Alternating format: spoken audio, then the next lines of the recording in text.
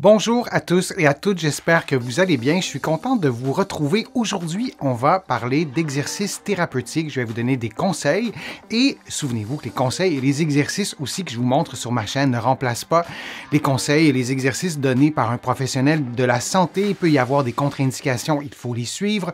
Vous devez aussi adapter les exercices à vos capacités, à votre condition. Si vous avez par exemple un problème musculo-squelettique, vous allez trouver plusieurs des exercices que je vous propose aujourd'hui dans mon livre Plus jamais malade et aussi dans mon livre sur le vieillissement pour contrer les effets du vieillissement et aussi mon livre pour soulager les douleurs au dos et au cou. Alors, je vous présente le squat, qui est un exercice qui stimule les gros muscles du corps, notamment les quadriceps, qui sont des muscles importants, qui sont des muscles ultra puissants, ultra endurants, qui mobilisent la hanche, le genou et qui sont aussi des muscles essentiels pour soulager le bas du dos, pour réduire l'effort musculaire qu'on demande au dos.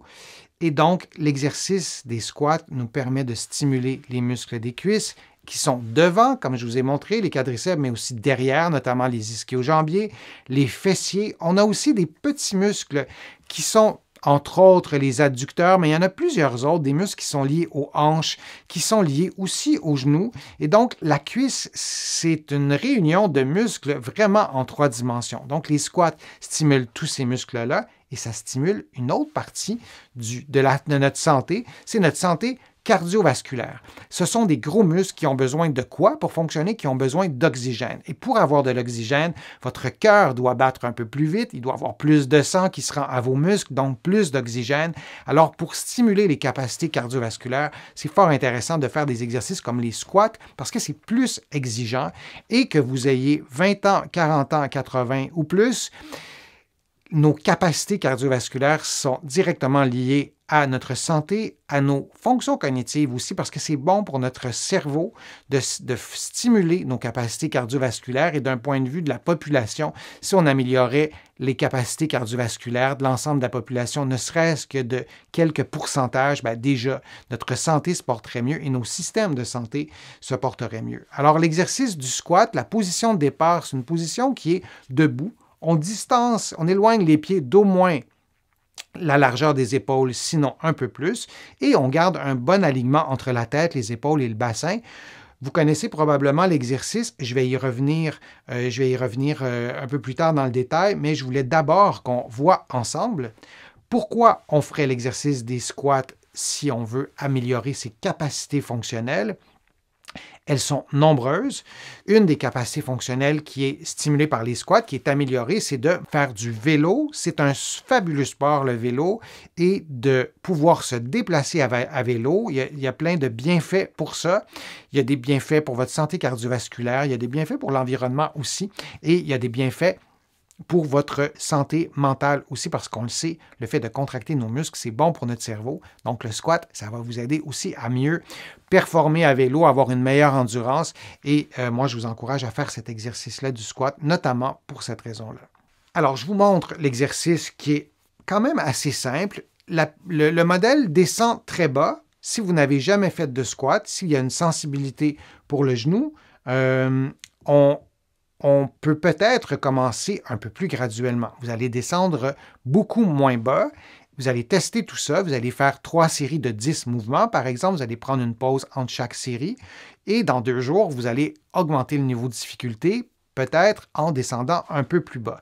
Il se peut que vous ne puissiez pas descendre plus bas parce qu'il y a une sensibilité dans le genou, soit parce que vous avez eu une blessure ou soit en raison de processus dégénératifs comme l'arthrose. Alors, vous limitez le mouvement pour ne pas reproduire la douleur, à moins que vous soyez suivi par un professionnel de la santé qui vous indique le contraire, mais encore une fois, sous toute réserve.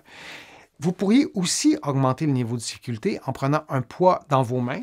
Et ce n'est pas nécessaire d'avoir un poids de 45 kg. Un poids de 1 ou 2 kg fera probablement une différence, surtout en répétant le mouvement.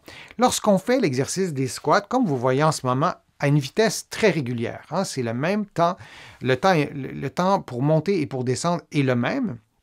Moi, je vous encourage, oui, à le faire comme ça, mais à le faire aussi différemment. Ça stimule les contractions concentriques et excentriques d'une autre façon, c'est-à-dire vous descendez très lentement. Vous prenez par exemple 5 à 10 secondes, c'est quand même très lent pour descendre et ça doit forcer. Vous devez sentir qu'il y a un effort et vous remontez en 2 ou 3 secondes en vous assurant de garder la bonne technique, de garder votre alignement articulaire. Donc, vous descendez très lentement et vous montez très rapidement et retenez ce conseil-là pour d'autres exercices.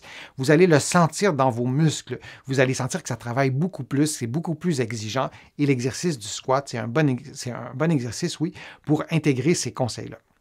Alors, c'était l'exercice du squat. J'espère que vous allez pouvoir l'intégrer à un programme d'exercice et que ça vous sera utile. Je vous remercie d'avoir été là. J'espère que les conseils que je vous ai donnés, les informations que je vous ai transmises aujourd'hui vous ont été utiles.